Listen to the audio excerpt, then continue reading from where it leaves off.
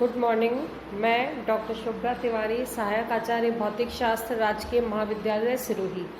आज हम BSc second year physics का फर्स्ट पेपर थर्मोडायनामिक्स में अगला टॉपिक पढ़ेंगे, laws of thermodynamics. Laws of thermodynamics पढ़ने से पहले हम सबसे पहले कुछ डेफिनेशंस पढ़ेंगे। सबसे पहला है ऊष्मागतिक निकाय या थर्मोडायनामिक सिस्टम। थर्मोडायनामिक सिस्टम किसे कहा जाता है? ऐसा निकाय जिसकी अवस्था ऊष्मागतिक राशियों पर निर्भर करती है, ऊष्मागतिक निकाय कहलाता है। इसका एग्जाम्पल है, एक सिलेंडर में बंद गैस ऊष्मागतिक निकाय है क्योंकि उसकी अवस्था उसके दाब, आयतन और ताप पर निर्भर करती है। तो ऊष्मागतिक निकाय वो सिस्टम होते हैं जिनकी अवस्था ऊष्मागतिक राशियों पर निर्भर करती है। जैसे कि ऊष्मागतिक राशियां हैं जैसे कि ताप, आयतन, दाब आदि। अगली डेफिनेशन है ऊष्मागतिक निर्देशांक या थर्मोडायनामिक कोऑर्डिनेट्स। किसी निकाय की ऊष्मागतिक अवस्था की पूर्ण जानकारी के लिए जिन राशियों की आवश्यकता होती है उन राशियों को ऊष्मागतिक निर्देशांक कहते हैं। और ये सभी ऊष्मागतिक निर्देशांक आपस में एक समीकरण द्वारा संबंधित होते हैं और इस समीकरण को निकाय का अवस्था समीकरण कहते हैं। और हम फर्स्ट यूनिट में पढ़ चुके हैं, आदर्श गैस का अवस्था समीकरण होता है PV = RT। तो अगला जो डेफिनेशन थी वो थी ऊष्मागतिक निर्देशांक, और इसको ये है कि किसी निकाय की ऊष्मागतिक अवस्था की पूर्ण जानकारी होने के लिए जिन राशियों का ज्ञान होना आवश्यक होता है उसे ऊष्मागतिक निर्देशांक कहते हैं। अगली डेफिनेशन है साम्य अवस्था। साम्य अवस्था में ऊष्मागतिक निर्देशांकों का मान समय के साथ नहीं बदलता है। अगर किसी ऊष्मागतिक निकाय के ऊष्मागतिक निर्देशांकों का मान समय के साथ नहीं बदलता है तो वह निकाय साम्य अवस्था में कहलाता है। अगला है ऊष्मीय संतुलन या थर्मल इक्विलिब्रियम।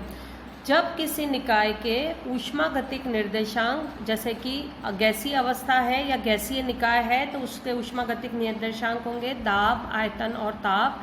तो अगर किसी निकाय के ऊष्मागतिक निर्देशांक नियत रहते हैं, अर्थात ऊष्मागतिक निर्देशांकों का मान समय के साथ नहीं बदलता है, तो निकाय साम्य अवस्था में कहलाता है। ऊष्मीय संतुलन की अवस्था में निकाय के प्रत्येक भाग का ताप समान रहता है और वह बाह्य ताप के बराबर होता है। तो जब दो निकाय परस्पर ऊष्मीय संतुलन में होते हैं तो उनके ताप भी समान हो जाते हैं। अब है ऊष्मागतिकी के हमें नियम पढ़ने हैं। पहला नियम जो आप पढ़ते हैं वो होता है ऊष्मागतिकी का 0वां नियम, 0th लॉ ऑफ थर्मोडायनामिक्स। ऊष्मागतिकी के 0वें नियमानुसार यदि दो निकाय एक तीसरे निकाय के साथ अलग अलग ऊष्मीय संतुलन में हैं तो वे एक दूसरे के साथ भी ऊष्मीय संतुलन में होते हैं। इसको हम ऐसे एक्सप्लेन कर सकते हैं कि यदि निकाय A तथा निकाय C परस्पर ऊष्मीय संतुलन में है तथा निकाय B व निकाय C परस्पर ऊष्मीय संतुलन में है तो निकाय A व निकाय B भी परस्पर ऊष्मीय संतुलन में होते हैं। अगला है ताप की अवधारणा या कंसेप्ट ऑफ टेम्परेचर। ऊष्मागतिकी के 0वें नियमानुसार ताप ऊष्मा की प्रवाह की दिशा को बताता है।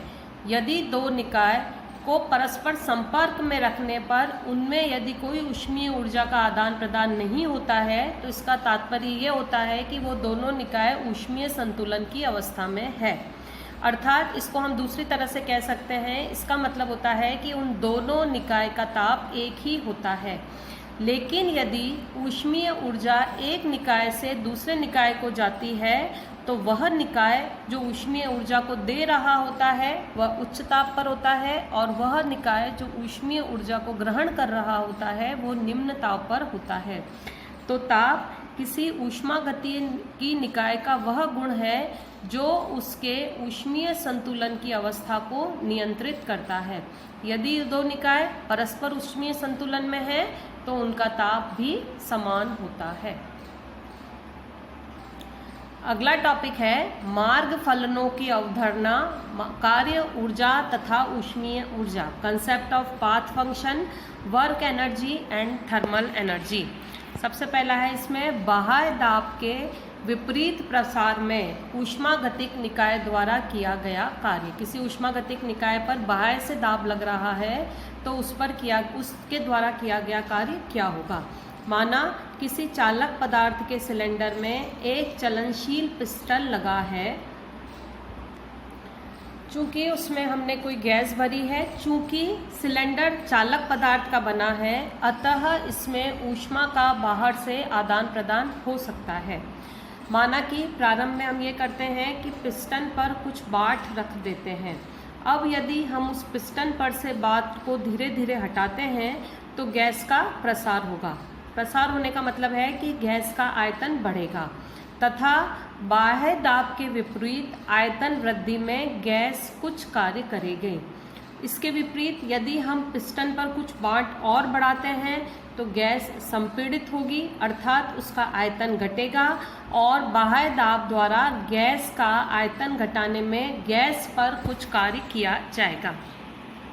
तो मान लेते हैं कि पिस्टन के अनुप्रस्थ परिच्छेद का क्षेत्रफल A है और गैस का प्रारंभिक दाब P है, अर्थात गैस द्वारा पिस्टन पर लगने वाला बल हम देंगे दाब इंटू क्षेत्रफल से, या हम लिख सकते हैं F = P × A। अब यदि पिस्टन पर से बाट को हटाकर गैस का प्रसार किया जाता है तो गैस पिस्टन पर कार्य करके उसे विस्थापित करती है। यदि पिस्टन का विस्थापन ΔX होता है तो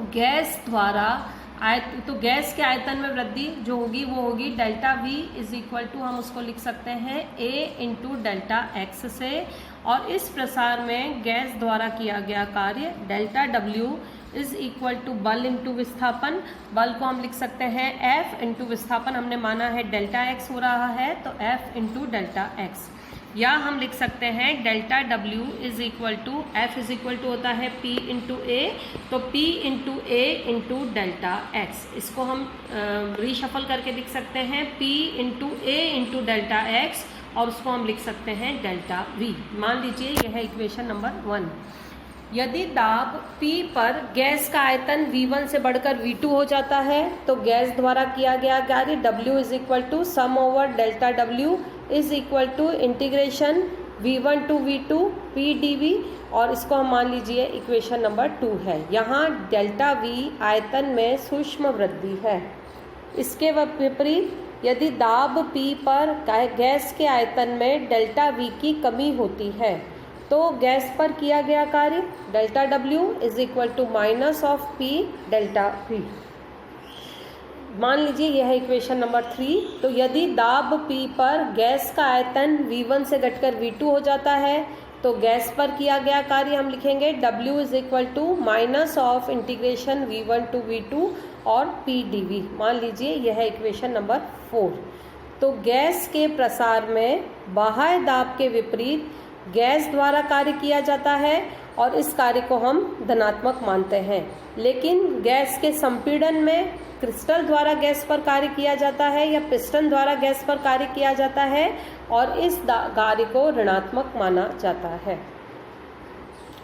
अगला टॉपिक है सूचक अथवा दाब आयतन आरेख। इसको PV डायग्राम भी कहा जाता है। किसी गैसीय निकाय की अवस्था उसके आयतन V और दाब P द्वारा व्यक्त की जाती है। जब गैस की ऊष्मागतिक अवस्था में परिवर्तन किया जाता है तो गैस का दाब तथा आयतन दोनों बदलता है। यदि दाब को y अक्ष पर और आयतन को x अक्ष पर लेकर एक ग्राफ खींचे तो यह ग्राफ या ये वक्र PV आरेख कहलाता है। इस आरेख का कोई एक बिंदु गैस की ऊष्मागतिक अवस्था को प्रदर्शित करता है। गैस की ऊष्मागतिक अवस्था में परिवर्तन को उसकी विभिन्न अवस्थाओं पर PV आरेख पर विभिन्न बिंदुओं द्वारा दर्शाया जा सकता है।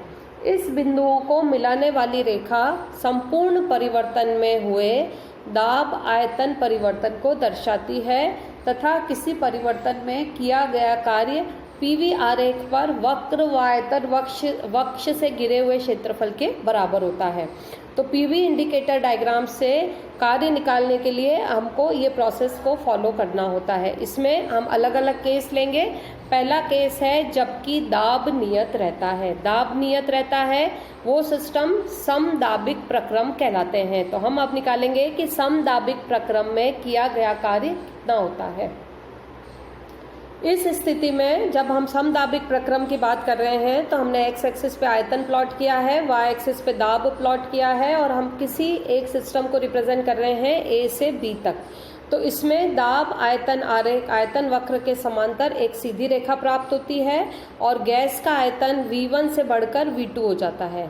तो गैस का आयतन V1 से V2 तक फैलने में गैस द्वारा किया गया कार्य वो होगा W = P V2 - V1, क्योंकि P नियत है।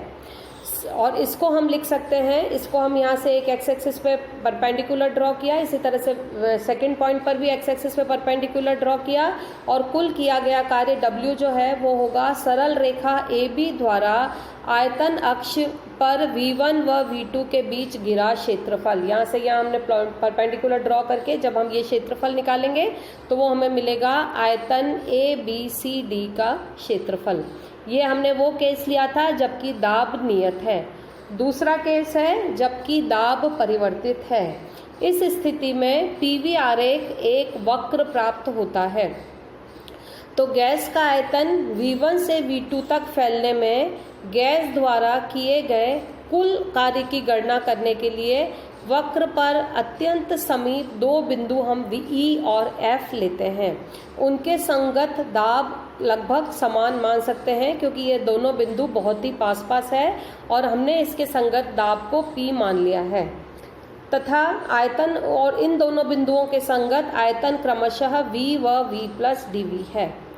पट्टी EFGH का क्षेत्रफल हो जाएगा हमारे पास P एंड डेल्टा V, क्योंकि E और F पॉइंट दोनों बहुत ही पास पास हैं, जो कि वो उसका क्षेत्रफल होगा P डेल्टा V, जो कि गैस द्वारा डेल्टा V आयतन वृद्धि में किया गया कार्य है। इसी प्रकार हम अन्य छोटी छोटी पट्टियां लेकर उन सभी पट्टियों को जोड़कर उन सभी पट्टियों के क्षेत्रफल को जोड़कर गैस का आयतन V1 से V2 तक फैलने में गैस द्वारा किए गए कुल कार्य को ज्ञात कर सकते हैं। अर्थात कुल कार्य हो जाएगा W = P डेल्टा V और वो हो जाएगा वक्र AB द्वारा आयतन अक्ष पर A से B के बीच घिरा क्षेत्रफल और वो अगेन हमें मिलेगा क्षेत्रफल ABCD।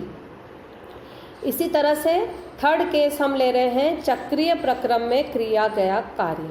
अब सबसे पहले है चक्रीय प्रक्रम क्या होता है। वह प्रक्रम जिसमें कोई निकाय विभिन्न अवस्थाओं से होकर अपनी प्रारंभिक अवस्था में वापस आ जाता है तो चक्रीय प्रक्रम कहलाता है।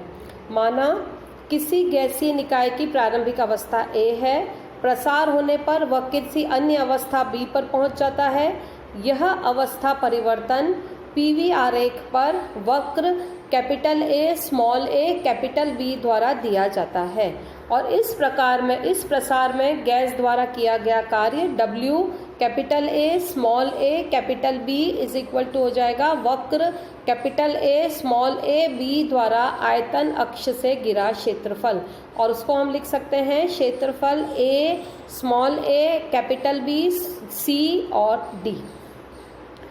अब यदि गैस संपीड़ित होती है और वह पुनः अन्य मार्ग B स्मॉल b और A द्वारा अपनी प्रारंभिक अवस्था A पर वापस आ जाती है तो संपीड़न में गैस द्वारा किया गया कार्य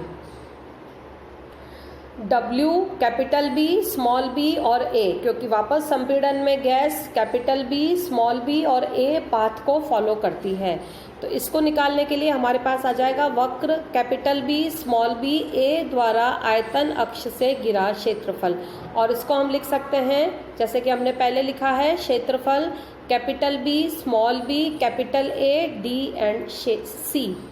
चूंकि क्षेत्रफल capital A small a capital B C D जो है वो क्षेत्रफल capital B small b A D C से ज़्यादा है, अतः capital A small a B मार्ग द्वारा प्रसार में गैस द्वारा किया गया कार्य कैपिटल बी स्मॉल बी ए मार्ग द्वारा संपीड़न में गैस द्वारा किए कार्य से अपेक्षा अधिक होता है।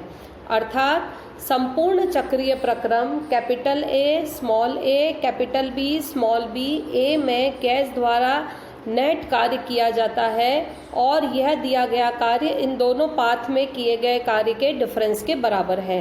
तो किया गया नेट कार्य W is equal to W capital A small A B minus W capital B small B A, या इसको हम लिख सकते हैं क्षेत्रफल ABCD माइनस क्षेत्रफल BBADC, या इसको हम लिख सकते हैं क्षेत्रफल capital A capital B small B and A और नेट वक्र का क्षेत्रफल या बंद वक्र का क्षेत्रफल। अतः चक्रीय प्रक्रम में दाब आयतन आरेख एक बंद वक्र प्राप्त होता है और इस प्रक्रम में नेट कार्य वक्र से गिरे क्षेत्रफल के बराबर होता है।